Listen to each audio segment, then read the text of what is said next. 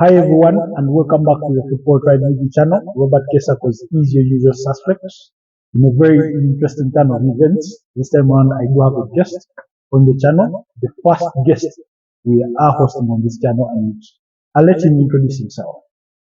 Good morning, sir. Good morning, Robert, and the audience. My name is Melvin Nasasra. People call me King Melvin.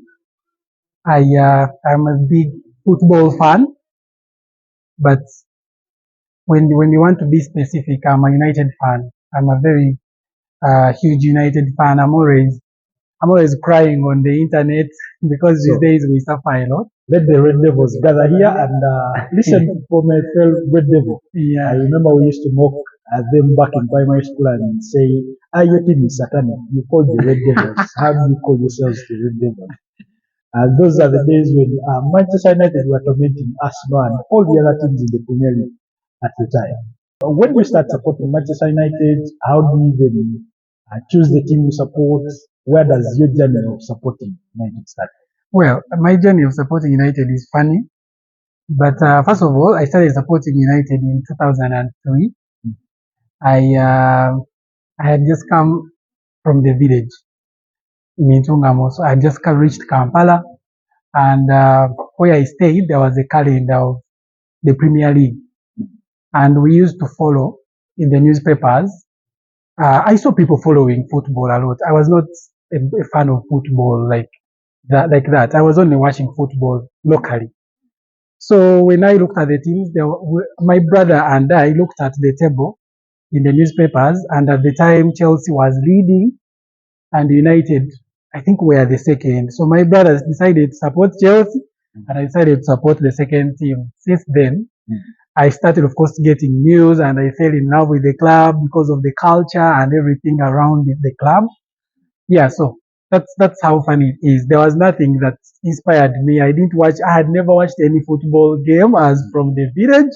I just landed on a team that was in second position. I was like, this is going to be my team. Very interesting. It reminds me of why I started supporting Sports Club Villa locally. Although came a point when I gave up on it when there were two local, top flight leagues at the time. I think around 2012, 2013 or thereabouts. I remember I used to, flip the newspapers, and every time you find Sports Club Villa at the top. That was in the early 2000s, the time when Mitchell was around. That's how I got in love with AC Villa. But anyway, we'll leave issues of AC Villa to that. So, our focus again will be in the Premier League, where it usually is, among other things. It's coming to close to 5 years ever since Arsenal appointed manager Mikel Arteta. Then at the time had been assistant to Pep Guardiola at Man City.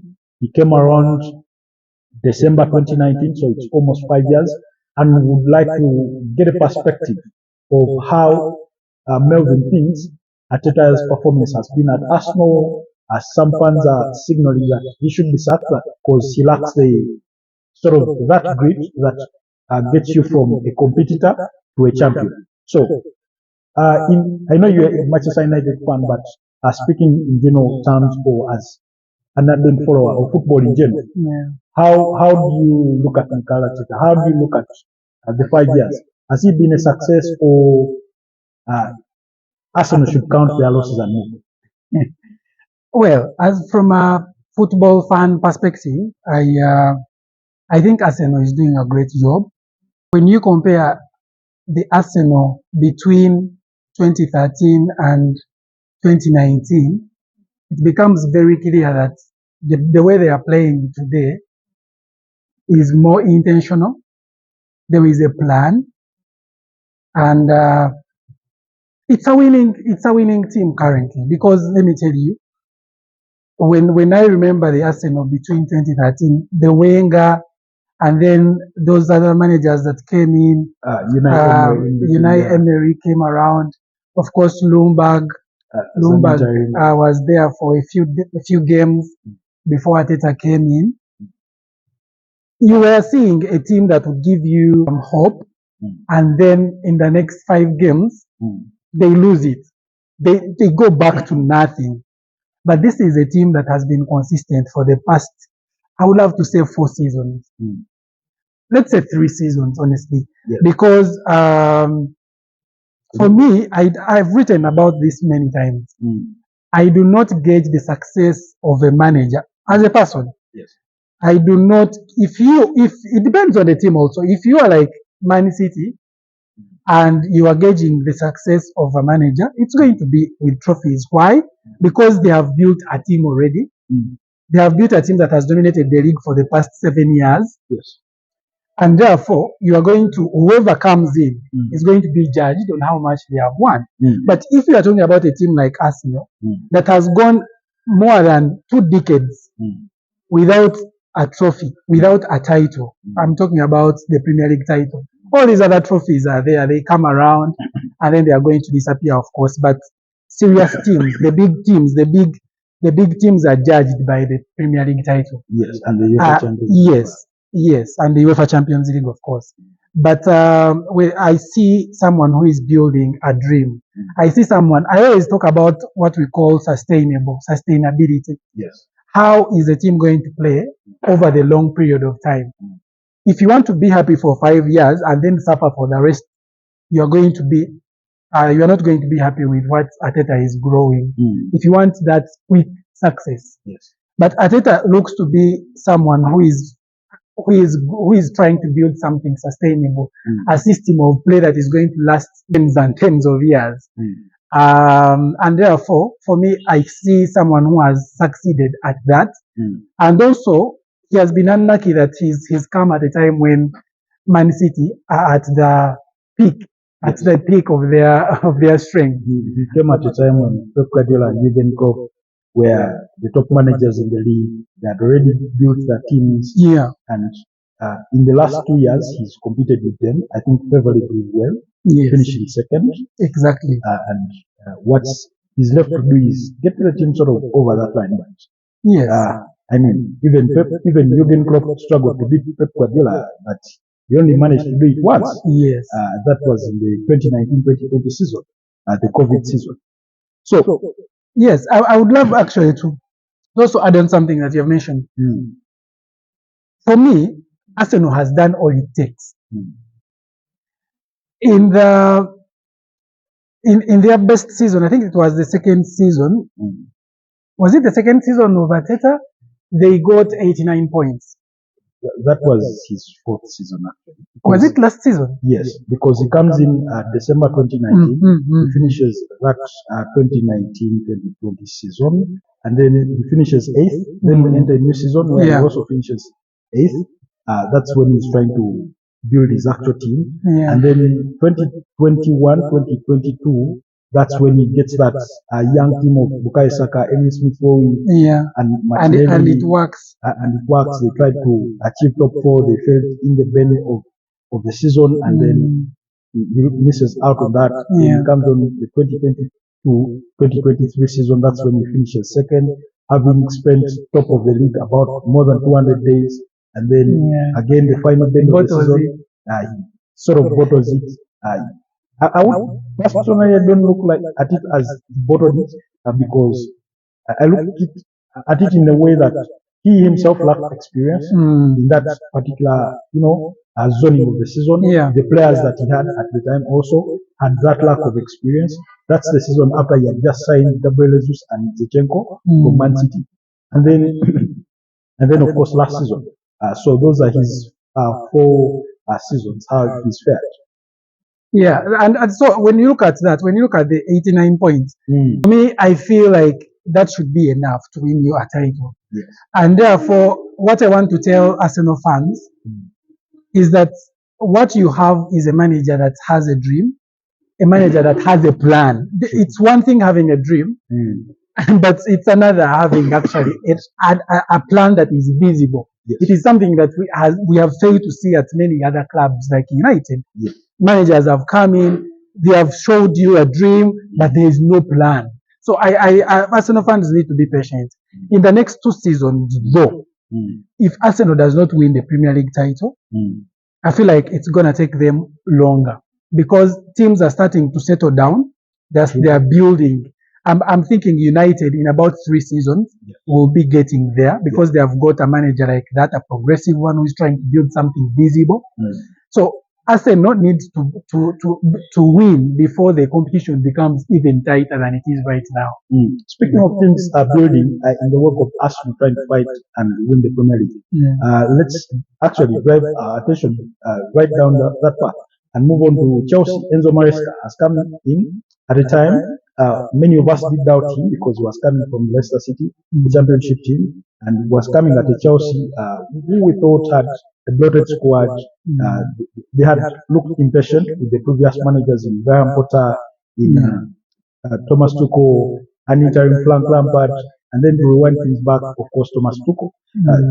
So Enzo Maresca has been quite a revelation to Chelsea as a club, and perhaps the Premier League as a whole. Might I mention he's a former assistant to Pep Guardiola, if that helps the discussion. So, what do you make of Enzo Maresca and Chelsea? What do you think has justified his sort of quick success in the interim, given on paper what he's been able to achieve, the way he still plays, the amount of goals they are scoring, never mind that they are shipping in quite a number of them on the other side. What do you make of Enzo Maresca? One thing that I have to mention about former Pep Guardiola assistants, people who have worked with Pep, is that they are doing something different, and they are doing something Pep, but tweaked around. And that is what wins. Because there's something, as much as we love Pep and he has done amazing, there's something about him about his game that is a flaw in my opinion. He does not have a plan B. He always gets stuck. Maybe in the past one season, there's something that has changed a bit, where he has tried to just win games now, like a 1-0 and just tries to defend. But previously, and the Pep that we know, the signature Pep, no plan B. When you get a solution for his, system where they want to dominate, pass around the ball and make that one key chance, and then they score, and then they score more goals. When you get a plan for that and you defend it, they always usually don't have. But what we have seen from Pep, from Arteta, Maresca, right now is they try to stick around with the plan, but also now like Arteta, he has been using the 3-4-3 system, where the fullbacks invert and come in the middle and try to join with the CMs to pass to the forwards. That's what we are seeing with Arteta, and he's winning. For Maresca, I'm not yet bought in. I think I'm not yet sold. I feel like as much as he's doing something incredible, he has of course a very huge squad. Imagine the ones that start in the Premier League are not seen in the other European Cup, how they call it, the UEFA Conference League. Yes. He has like 3. His squad can make 3. I've always thought it's one of the advantages that he's had at the club. Yes. They have a very good squad. It's a young squad. It's very versatile, especially in their forward areas. So when you look at them, they have the potential to field the first team in the Premier League, go to the UEFA Conference League and field another team, come and feature in the Carabao Cup, and then also field an entirely different team. Exactly. Because at one point before the end of the transfer window, they had about 7 goalkeepers to their roster, and they ended up sending Kepa Arrizabalaga to AFC Bournemouth. They are on loan. So Philip Yaginson is one that normally comes in at the UEFA Conference League, and then of course you have Robert Sanchez as the number 1. So he has that big squad, and I remember Yemi Karaga made a comment when they were asking him whether Chelsea are genuine title contenders, and he did say this is no fluke. We shouldn't be surprised. They've spent 1.2 billion pounds to get to this place, and they're just starting to get there. But again, that notwithstanding, do you think they have a chance to really go out and win the Premier League this season, given the early signs that we've seen at least in the past half?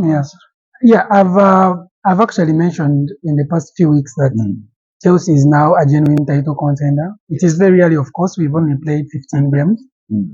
But I really think they stand a chance now. And for me, it is entirely on the depth. Depth is what wins you the league. We all know that. Yes, squad. Yes. It's been Man The City's squad depth. Man City has dominated for the past 7 seasons because of the squad. Arsenal has failed to win in that season where they got 89 points. And even the one of 85. Yes, yes, and the one of 85. Saliba got injured. Yes. There is a time. Yes, Thomas Partey. And then Saka, there's like 4 games that he missed. And then they lost the league. Yes, that's how you lose the league. When you look back, how did Man United dominate? Squad depth. Yeah. They had like 5 players you could rotate and still play the same way. Exactly. The man, Ferguson had like 5 strikers, forwards who were bringing him 10 to 15 goals a season. True. You had Javier Hernandez, Balcazar, in the same squad. And then you have Federico Macheda who comes and wins you the Aston Villa game. That kind of thing. So when you look at Aston Villa have a very good manager. Yes. I rate Amorim very highly. But what they lack is the squad. You see, they go to the European competitions, perform, and then come in the league and lose 3 in a row. Yes. Why? Because they get players injured. Some players get tired. They cannot play 90 minutes. So that consistency disappears, and then the team struggles. But Chelsea has that advantage, and for that reason, I think they are actually genuine title contenders. Actually, for this season, I think they are more likely to win the league than Arsenal, in my opinion. I want to agree with you. I was speaking in yesterday's episode, in the preview of match day 16, and in the game for Chelsea up against Brentford, who they've not beaten in the last 5 games, by the way, losing 4 and drawing the other. It occurred to me that we're not even discussing the absence of Richie James, Ben Chilwell. I mean, Tosin Adrabio, who they signed as a free agent from Fulham in the summer, he's not been a regular in this team, and yet they are not mourning about a lack of players. One day Mikhail Modric is playing, another day Noni Madueke is the one on form, and before you know it, it's Sancho back in the team, it's Pedro Neto, it's Christopher Nkunku, who they bought expensively, but barely gets to start as many games as you'd expect him to. Yeah, that is the other thing. Depth allows players to get time to actually get to get back to their form as the other players are playing, as the other one gets injured. Like, depth is what wins you the league. And if Chelsea is going to win the league, it will be entirely because of their depth. And of course, I said I'm not sold because I still think they're still riding on a manager bounce, I need to see them struggle and then come out of that patch. Yes, and then I will know whether they have the grit to go for it. Yes, but for now, the same thing with Liverpool. As much as they are good and they have the squads, I still think the manager bounce still has something to do with the kind of success we are seeing right now. Speaking of Liverpool, I mean, it's a team we cannot avoid to discuss, even when I personally believe it has very few fans in Uganda. The most famous being Odwin Nsuga, senior there. I think Odwin Jr. is a Liverpool fan. Then Fifi Fiona Pinky of Sanyuka TV, formerly at UBC. Those are some of the famous fans that I do know of Liverpool. So, Anna's Road has been anything sort of being impressive. I mean, when you look at the Premier League, he's top of the table. He's played 14 games, won 11, drawn 2, and just lost 1. That was the game to Nottingham Forest. The 2 draws coming against Newcastle and Arsenal, which is very justified. When you go to the UEFA Champions League, 6 games, he has won all those, conceding just 1 goal. He did just beat up against Real Madrid. Although you would think he struggled a bit to beat up against Girona, that's a story for another day. He managed to beat them. He's won 2 games in the Carabao Cup. I think beating up against Brighton, 3-2 in one of those fixtures. So clearly, about 22 games played, he's only lost 1, he's drawn 2, and the rest are wins. What have you made of Anna's Road? Because he came in and we are thinking, these are very big shoes you're going to step into. stepping into Jurgen Klopp's shoes. Because we are talking about a manager that just won one Premier League title in 9 years, a UEFA Champions League, but we saw how much he pushed Pep Guardiola that on 2 different occasions, he finished just a point behind Pep Guardiola. At one time, he lost just 1 game and still could not win the title. So, what do you make of Arne Slot so far? I think we have to give credit to this guy. He has been nothing short of amazing. He has got, and he keeps saying it in his press conferences. He says, of course, he says he found a well-shaped team. He found a well-sharpened team that was ready to play, coming off very incredible seasons. The past, 7 seasons have been nothing short of amazing, to be honest. For me, when you look at how they are playing, when you saw Klopp play, he was all risk and risk. Yes. There was nothing like control. Yes. That's why he conceded many goals until, of course, Van Dijk came in. Yeah. All they did was press high, create chances, give the ball. Yes, give the ball to TAA, give the ball to Salah, give the ball to Robertson, and then they will do something amazing. Give the ball to Mane. They crossed more than any other club in the league. Yes. So I usually used to call them. Of course, I hate Liverpool. We do understand. Yes, I actually hate Liverpool more than I hate Arsenal. I don't even have a problem with Arsenal. But I used to call them Cross and Inshallah merchants because that's all they crossed. At some point, I think TAA had 13 assists as a defender, man. And Robertson was slightly behind with 12. Yes. So it shows you how much but for me, I never was I was not a big fan of the system, but I loved that they were always pressing and always from the start of the game to the 90th minute, they were running. That midfield of Jorginho, Wijnaldum, Jordan Henderson they really pressed for that ball. That is something that I admired. Roberto Firmino and Salah, of course, and Mane on the other side. They would win the ball back, catch you on that quick break because they were all fast players and things clicked. And I do agree with you when you say that Arne Slot did inherit a very good squad because he comes in at a time when Jurgen Klopp had started the Liverpool rebuild. Yes, there's still a few things to, put straight, like the contract for Mo Salah, Alexander Trent-Arnold, but they had brought in Dominic Szoboszlai, Ryan Gravenberch, Wataru Endo, Alexis McAllister. When you rewind things back a bit, Darwin Núñez had come in, you had Luis Diaz, Diego Jota, all these are, new players that had been brought in to replace the likes of Oxlade-Chamberlain and all those that had left, the Fabinhos. So he does inherit a very, very good squad. He did mention that, of course, he wanted to strengthen, bringing in Martin Zubimendi, although that deal did collapse, but still, they've not played and exhibited that they lack that kind of player, anyway, at least from what we've seen. Yeah, if Arne Slot is going to dominate for many seasons, the owners need to be serious. They need to support him. They need to back him, give him the funds. But I think he's doing the right thing. He's controlling games. For me, that's what was lacking during the Klopp era, controlling games. Now they have midfielders. Those midfielders who are doing a great job, who are going to pass the ball and then create chances. Those days they relied so much on their fullbacks to create chances. But now you see they are creating chances from midfield, from the final third.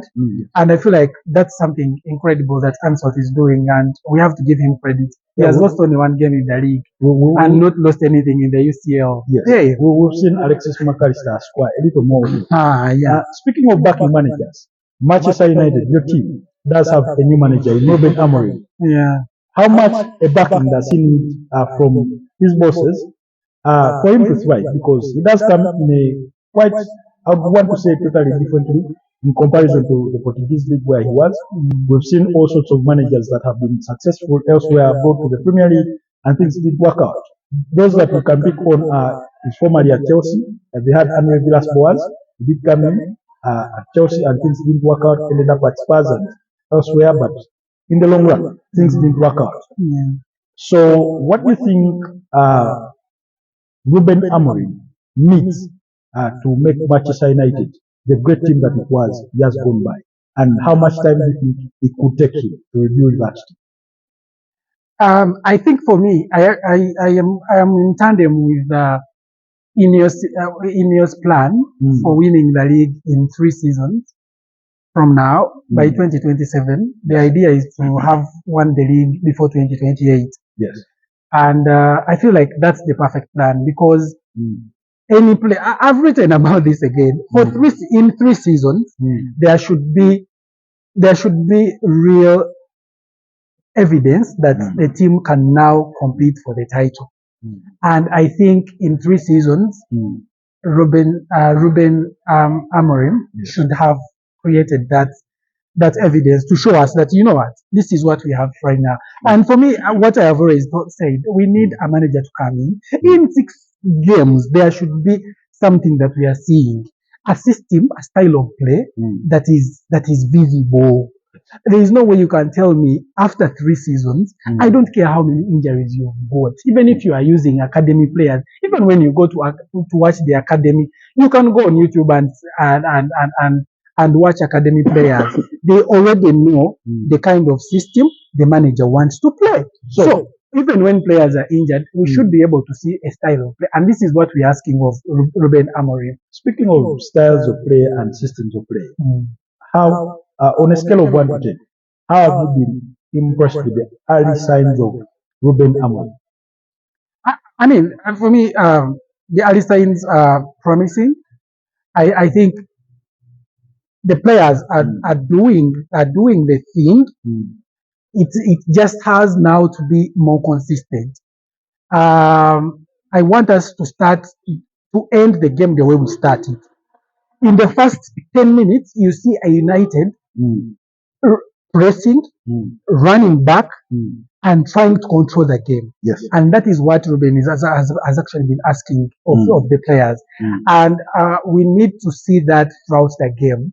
And that calls for immense physical levels. The players have to run. The shows who get injured very quickly are going to struggle. But I think with time, as we get more players, younger players, the system is going to sink in, and the players are going to get used and play very well. I certainly do agree with you on most points there. And Michael Owen did mention it, that now you're seeing a United that plays with purpose. You know what they're trying to play.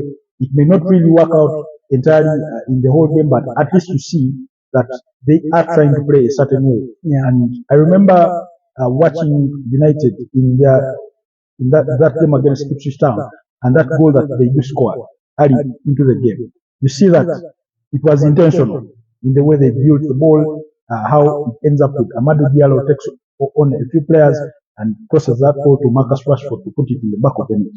You see the patterns of play that you look onto and see, okay, at least this is how the manager wants to play his game, in comparison to his predecessor in Eric Ten Hag. And also, we to see that it's working, you will see how many goals have we scored by pressing, for instance. In just a short time, we scored like 4 or 5 goals by pressing and winning the ball, dispossessing our opponents to go and score. Also, I like the fact that he's giving everyone a chance.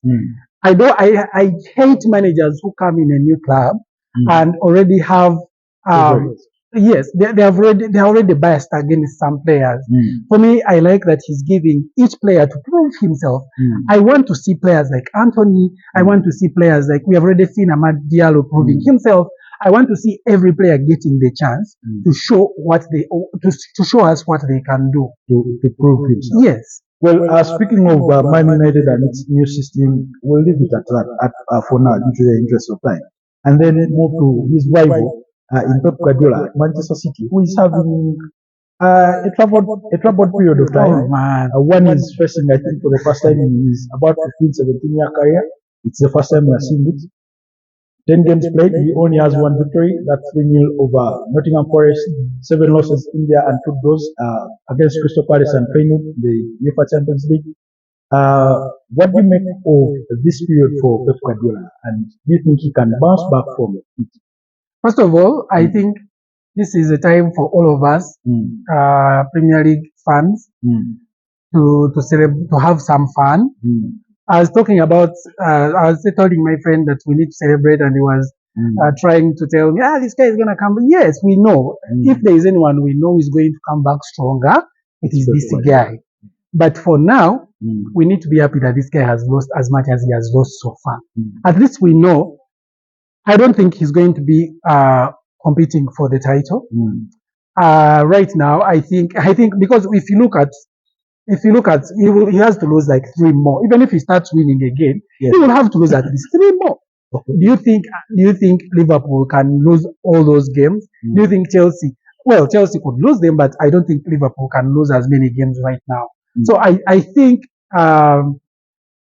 as much as Guardiola is going to come back from this, I think, of course, there are reasons. He has lost. He has not had his best players for a while. But so many injuries. Exactly. The environment around the team has the 115 charges. Yes, that is also an issue. It's certainly a factor in terms of player mindset and how it affects psychology. Yes. And so I've watched Man City in recent games, and at some point it has felt like it's not even a Pep Guardiola team. The way they played, they've been sluggish in pressing for that ball. Haaland has not been as clinical in the features as they've created. You have players that are aging. When you look at Ederson Morales, Kyle Walker, Ilkay Gundogan, Kevin De Bruyne, and these are the core of the team. So yes, it is difficult. Pep Guardiola has also come out to mention that he may not be managing any other club after his time at Man City. He may look to national team football. Probably said that to excite the English fans who really want him to manage England. But we'll wait and see. Personally, I've not yet written off Man City off the Premier League title, because even in their turbulent times, when you look at the table, they're just 2 points behind Arsenal and about 11 behind Liverpool. Whereas it may be too many for a point gap for Liverpool. But oftentimes I look back at, I think we had 2013-2014 Premier League season when Brendan Rodgers was still at Liverpool, and they were ahead. Man City had a couple of games in hand. Then Liverpool go on to squander the opportunity with a draw against Crystal Palace. I think it was 3-3. Then that 2-0 loss to Chelsea. Mourinho in his second spell at Chelsea. We all remember Steven Gerrard fumbling that ball, the slip that he had, and then Baba goes on to score. So in the context of the history of football, that never say never until it's all done. At least mathematically, as far as the league is concerned. I was actually counting. As much as I feel it's gonna be hard for Man City to come back from this, I feel, of course, they're still, title contenders a bit. But it's going to really, really be hard. Liverpool, the form that they are on, I don't think they are going to lose more than 5 games in this season, because they have a very, very tight, an airtight defense, and that's what wins you league titles in the league. So let's not kid ourselves that scoring as many goals is going. And that's why Chelsea has a very big challenge. They need to sort their defense. The only time I've seen a team try to win the league by outscoring you while conceding at the same time was in Jose Mourinho's second spell at Chelsea. I remember he went for that Everton game that he won by 6-3, and I'm like, this is not a Jose Mourinho team. But again, at some point, he did beat to his old self. That team that had Diego Costa, of course, Fabregas, providing most of the assists in there. Anyway, without leaving the city of Manchester, let's go into the Premier League weekend, match day 16. The Manchester Derby gets underway this Sunday. And what you give us your view on the Derby itself and your prediction. I think the Derby is going to be an exciting game. Roben has to show something. Has to prove that because when you are a United manager, you have to win the derbies. Just interject here a bit. Roben Amorim comes into this game as his first Manchester derby, of course, but on the back of beating Pep Guardiola 4-1 with a different team in the UEFA Champions League. So of course that's going to factor in. It's going to bring I mean, Pep is a very competitive guy. I think he even has records written in his bedroom against other managers, and therefore he will want to come to prove that he will have to prove something, that this guy cannot beat him twice in a spell of, I mean, less than a man. And therefore I think it's going to be, for all Manchester fans, both City and United, it's going to be a very exciting game. I think we are going to see a United that is going to press highly, that is going to try to control the game. But of course, when you are playing City, controlling the game is going to be a big challenge. But of course, we have seen Roben that has, even when we have not won the games, he has actually. You remember the Arsenal game that United lost? Yes. We actually, the possession was 50-50 at the end of the game, and yet Arsenal dominated the last minute. That means we had dominated even when we were. I watched that game and I remember the first half thinking on it. United have been so good. Not because they had been so good on the ball in itself in terms of how they got to the ball or progressed it, but they suffocated Arsenal, denied them spaces, especially in the midfield and the final third, that Arsenal was struggling to create, those chances. I saw Saka and Odegaard struggling to create that triangle that they normally create down the right side. So I certainly do agree with you that we should expect a game where Man United comes to try and suffocate City. And like I was saying in my Steel preview yesterday, is that I do not think there is a better time for Manchester United to beat up against Man City. Never mind that the game is at the Etihad Stadium, because I mean, although I felt that United struggled on Thursday to beat up against Victoria Pilsen, they weren't as impressive. This game means much more to United, because you win the Manchester Derby, and it gives you that belief that we can fight on it. We can beat Man City, then bring on the next opponent, and probably try and fight for the top four. I think it's going to be a really, really exciting game, and of course, my prediction is a 2-1 in favor of City. As much as I hate to say that, I really think still City has those players who you will need in those moments. KDB is back. Yes. Of course, Haaland is always a big threat for defenses, and United is still struggling in that section in the defense. We are failing to head the balls away. I actually think Maguire needs to start that game. I need Maguire to start that game alongside who? Lenioro, Matthias Delite. I need to see Euro. No, of course, when you look at it, when Maguire starts, he's going to be the center back. Yes. And then in LCB, of course, there is no other option except Martinez. And then, of course, Mazraoui will stay in his RCB. And then, of course, Dalot and the other guys. So I want Maguire in that game, because he's for me, he's the best defensive. He makes the most defensive headers when he plays in the United defense. And therefore we need him for that, because, I mean, look at Man City's people, and we have noticed we struggle with the headers. Against Arsenal, we conceded 2 goals. I actually thought Arsenal did not deserve to win that game, because they did not create enough chances. It was a game of small margins. Yes. So Arsenal won because of the headers, and I feel Maguire would have helped in that game. You mentioned that Man City. You think that Man City players could step up? Yes. It's the Manchester Derby. Everyone wants to step up. In the bad spell that they've had, I've sort of been disturbed by a lack of that standing up by most of his fancy players, at least by media reviews and previews. You look at the squad and you wonder, where's Phil Foden been all along? Because usually when teams are bad, especially these big teams, there's usually that one big player, that tries to carry on the team. When Erik ten Hag was still here a season back, there's a season Marcus Rashford was a flying, in that team, and was really carrying the team forward. even on bad days.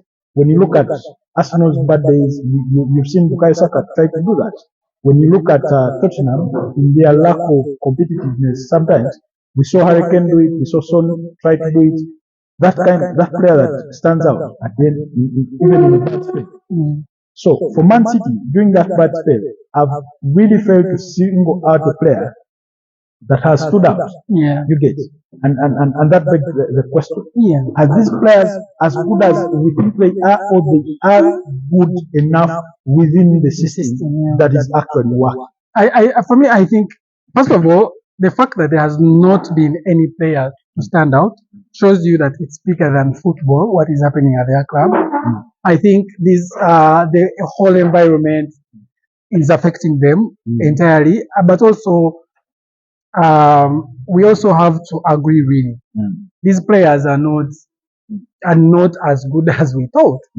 There is no way you can tell me that Foden is as bad as we have seen him this season. Well, I understand the injury could have affected him. He was coming back from an injury at the time when Rodri was not there, at the time when but KDB came back from injury last season. Yes. About nearly 3-4 months, and that is the thing. That is the thing. Also, when you have to also consider the experience of KDB and what he's done over the seasons, but also I can't say that Foden is as good as the English media have made him to be. So that is also something to question ourselves. Is Pep that good?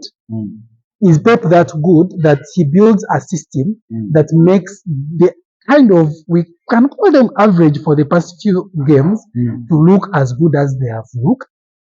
But I still think, I mean, the injuries have had so much to do, and the Man City thrives on the system. That I certainly do agree with you. I remember, I think they came into the Crystal Palace game, which they ended up going 2-2 with about 6 key players missing. Yeah. Anyway, due to the interest of time, we'll just rush through this with your predictions. Arsenal, Everton. Arsenal will win 3-0. Liverpool, Fulham. Liverpool will win 3-0. Newcastle, Leicester. Newcastle, Leicester is going to be tight, probably a 2-2. Wolves, Ipswich. Wolves, Ipswich. It's going to be an interesting game. I think Ipswich will win 1-0. Nottingham Forest, Aston Villa. Nottingham Forest, Aston Villa. Aston Villa will win 1-0. Brighton, Crystal Palace. Brighton will win 2-1. Chelsea, Brentford. Chelsea, Brentford. It's going to be an interesting game. So many goals. Probably 3-2. In favor of Chelsea. Southampton versus Spurs. It's going to be tight. Tottenham is not consistent. I think it's going to be tight. Probably a 2-1 in favor of Spurs. In favor of Spurs. They just shared the Spurs with Rangers in 1-0 in the Europa League. And then finally on Monday Night Football, Bournemouth, West Ham. That is going to be Premier League is so fun. I think it's going to be a draw 2-2. So those are your predictions. So before we conclude this, give me your top 4 predictions for the 2024-2025 season. Yeah, I think Liverpool is going to win the title. Chelsea will come second. Arsenal will come third, and Man City fourth. Man City fourth. My disappointing predictions for the top 4 when the season was started. My prediction was Man City will win it, Arsenal will come second, Liverpool third, and United will fight for the 4th place. But so far, I think it is safe to say it's safe to say that as we approach the halfway of the season, I need to revisit some of those predictions, given what we've been able to see. But you did mention something as we conclude that Spurs are inconsistent. In the last couple of days, we've had calls from a section of their fans calling for the sacking of their manager in Ange Postecoglou. Do you think the manager is a problem? Is it the players? Is it the whole mentality and culture around the team? Because I keep mentioning this, that last season they were happy to lose their game against Man City so that Arsenal doesn't win the league, and then they eventually missed out on the Champions League. So, and I remember Postecoglou being so furious about that kind of mentality, and the mere thought of a suggestion that players and fans would be in favor of that kind of creation. So, what have you made of that situation I'm touching? Yeah, I think Postecoglou, for me, is a good manager. I don't think any manager should be sacked if they are building something and it is less than 2 seasons. I don't think so. And I think it's bigger than the manager, what is happening at Spurs. Like you have mentioned, it's the entire mindset. They don't have that. But that can also be brought, that can be also be blamed on the manager for not changing that. That is why I'm saying he needs time. You don't change a mindset in 1 season, bro. You cannot. So he needs at least 3 seasons to be judged. If in 3 seasons they are still as inconsistent as they are, they are still losing such games, it will be bigger than, it will now be on the manager, because we expect you as a manager to now instill the win into these players, a winning mindset. And if you have not done in 3 seasons and players are still just jogging when you're supposed to be running every day, every time on the pitch, then it's on you. I hear you in that, but I think in the last couple of years, especially the last 3-4 years, if I ever had any hope in Tottenham becoming a very big team that goes on to win the Premier League title and other major titles, I think I've lost that hope. Reason being, they've had top managers, Jose Mourinho, you've had Antonio Conte, and they still fail to figure out. They sacked Mourinho when he had a Carabao Cup final to play, and he would have won them that. So when I look at those managers coming in with their big names, big profiles, with all their potential, coming in and still struggle, do lose hope. For me, it's the entire ecosystem at the club. It's just, well, they built a very amazing stadium. My friend was there and was telling me it's like heaven. But that is, it has to, let me tell you, a winning mentality starts from the owners, comes to the management, like the executives of the club, and then the manager, and then the club itself as fans and the players. It is not just something that comes. Yeah, I want you to look at Madrid. I want you to look at United, the way it was back then. Of course, now players, even the fans themselves, are now done. But if Spurs needs to get back, it has to be bigger, and that is why I'm saying Postecoglou needs 2 seasons. I mean, 3 seasons minimum, a minimum of 3 seasons to grow that culture. Because you look at him talk, look at him, his past record. He's a winner, and I think he only needs time to now cultivate that culture at the club, because it's not been there and it's been years. And it's going to not be easy for anyone. There is no way it can be easy for anyone. Yeah, I'm saying it comes from the owner. Because how do you sack Mourinho when you have a final to play? It doesn't hurt waiting just a few days and win the final. So it starts from I don't know. It's like a curse. Mourinho did mention that I think it's one of the worst teams he's been at. But we'll leave it at that for now.